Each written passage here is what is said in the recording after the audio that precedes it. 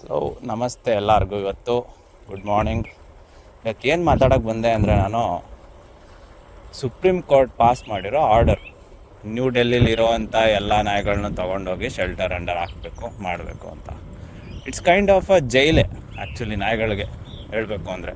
ಅದ್ರ ಟೆರಿಟರಿಲಲ್ಲಿ ಅವು ಇರ್ತವೆ, ಅದನ್ನೆಲ್ಲ ತಗೊಂಡೋಗಿ ಒಂದು ಜೈಲ್ ಥರ ಒಂದು ಇದ್ರಕ್ಕೆ ಹಾಕ್ತೀವಿ ಅಂತ ಅಂದರೆ ಇಟ್ಸ್ ನಾಟ್ ಗುಡ್. ಒಂದು ಎಕ್ಸಾಂಪಲ್ ಹೇಳ್ತೀನಿ.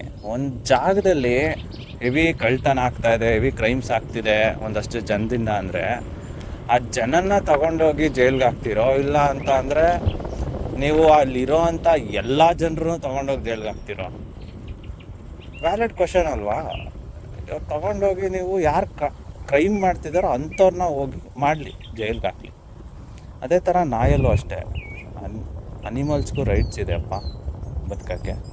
ಈ ಭೂಮಿ ಮೇಲೆ ಎಲ್ಲ ಜೀವಿಗಳಿಗೂ ರೈಟ್ಸ್ ಇದೆ. 2023 supreme court animal protection act under ಒಂದು ರೂಲ್ಸ್ ತಂತು, ಅನಿಮಲ್ ಬರ್ತ್ ಕಂಟ್ರೋಲ್ ಅಂತ. ಏನಂದರೆ, ನಾಯಿಗಳು ಯಾವುದೇ ನಾಯಿಗಳಿರಲಿ ಅದನ್ನು ಹಿಡಿದು ವ್ಯಾಕ್ಸಿನ್ ಹಾಕಿ ಆಮೇಲೆ ಸ್ಟೆರಿಲೈಸೇಷನ್ ಮಾಡಿ ಆಮೇಲೆ ವಾಪಸ್ ಅದೇ ಟೆರಿಟರಿಗೆ ಬಿಡಬೇಕು ಅಂತ. ಆ ಸುಪ್ರೀಂ ಕೋರ್ಟ್ ತಂದಿರೋ ಆರ್ಡರ್ನೇ ಇವರು ಇದು ಮಾಡ್ತಿದ್ದಾರೆ, ಆಪೋಸಿಟಾಗಿ ಮಾಡ್ತಿದ್ದಾರೆ. ಅದು ಸುಪ್ರೀಂ ಕೋರ್ಟೇ ಸರಿಯಾಗಿ ಆರ್ಡ್ರ್ ಪಾಸ್ ಮಾಡಿಲ್ಲ ಈ ಸತಿ. I don't know what they are doing. ಅಲ್ಲಿ ಡೆಲ್ಲಿ CM ಅದಕ್ಕಿಂತ ಮುಂಚೆ ನಾಯಿಗಳನ್ನೆಲ್ಲ ತೆಗೆದಾಕ್ತೀವಿ ಅಂತ ಆರ್ಡ್ರ್ ಮಾಡಿದ್ಲು ಅವಳು. ಆ್ಯಕ್ಚುಲಿ ಅವಳ ಫೇವರ್ ಆಗಿ ಏನಾದ್ರೂ ಇದು ಕ್ರಿಯೇಟ್ ಮಾಡಿದಾರೋ ಈಕೆ ಈ ಆರ್ಡ್ರನ್ನ, I don't know. But this is completely wrong what supreme court has done.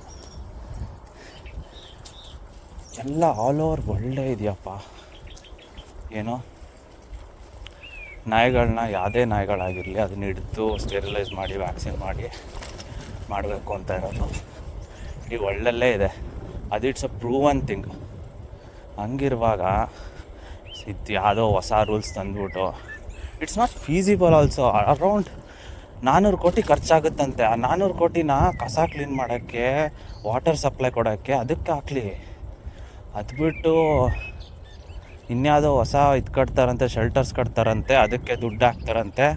ಇನ್ನು ಎಷ್ಟೆಷ್ಟು ದುಡ್ಡು ಹೊಡಿಯೋ ಪ್ಲ್ಯಾನಲ್ಲಿ ಅವರು ಈ ಬಡ್ಡೇಗ್ಲು ಜನಗಳಿಗೆಲ್ಲ ಮಂಕ್ ಮಾಡಿಕೊಂಡು ಅದನ್ನು ಸಪೋರ್ಟ್ ಮಾಡೋವಂಥ ನಮ್ಮ ಜನಗಳು ನಾಯಿಗಳನ್ನೆಲ್ಲ ಶೆಲ್ಟರ್ಗೆ ಹಾಕ್ಬಿಡಿ ಅಂತ. ಫಸ್ಟು ಎಕನಾಮಿಕ್ ಇದರಲ್ಲಿ ಎಕಾಲಜಿಕಲ್ ಬ್ಯಾಲೆನ್ಸ್ ಅನ್ನೋದು ಇರುತ್ತೆ. ಅದನ್ನು ತಿಳ್ಕೊಳ್ಳಿ, ವಾಟ್ ಎಕಾಲಜಿಕಲ್ ಬ್ಯಾಲೆನ್ಸ್ ಅಂತ. ಎಕನಾಮಿಕ್ಸ್ ಅಂದೆ, ಸಾರಿ. ಎಕಾಲಜಿಕಲ್ ಬ್ಯಾಲೆನ್ಸ್ ಅಂತ ಅಂದರೆ, ಒಂದು ಜಾಗದಲ್ಲಿ ಲೈಫು ಸಸ್ಟೈನ್ ಆಗಬೇಕು ಅಂತಂದರೆ ಎಲ್ಲ ರೀತಿಯಾದಂತಹ ಜೀವಿಗಳು ಇರಬೇಕು ಅಲ್ಲಿ.